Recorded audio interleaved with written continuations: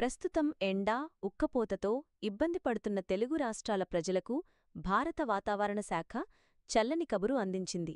బంగాళాఖాతంలో ఈ నెల 13వ తేదీన అల్పపీడనం ఏర్పడే అవకాశం ఉందని ఐఎండీ తెలిపింది. ఇది క్రమంగా బలపడి పశ్చిమ వాయవ్య దిశగా ఆంధ్రప్రదేశ్, ఒడిశా రాష్ట్రాల వైపు కదిలే అవకాశముందని అంచనా వేసింది.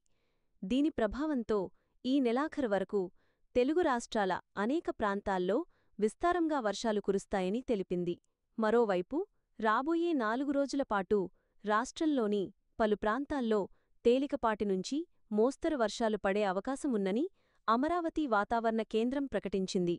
ఇప్పటికే అనకాపల్లి, విజయనగరం, పార్వతీపురం మన్యం, విశాఖపట్టణం, అల్లూరి సీతారామరాజు జిల్లాల్లో తేలికపాటి జల్లులు కురిశాయి.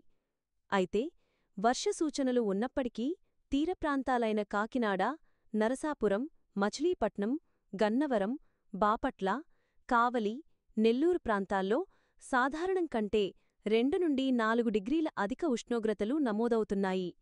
ఇదిలా ఉండగా మధ్యప్రదేశ్, రాజస్థాన్ పరిసర ప్రాంతాల్లో కొనసాగుతున్న తీవ్ర అల్పపీడనం త్వరలో వాయుగుండంగా మారే అవకాశముందని వాతావరణ శాఖ స్పష్టం చేసింది. ప్రస్తుతం ఎండ, ఉక్కపోతతో ఇబ్బంది పడుతున్న తెలుగు రాష్ట్రాల ప్రజలకు భారత వాతావరణ శాఖ చల్లని కబురు అందించింది.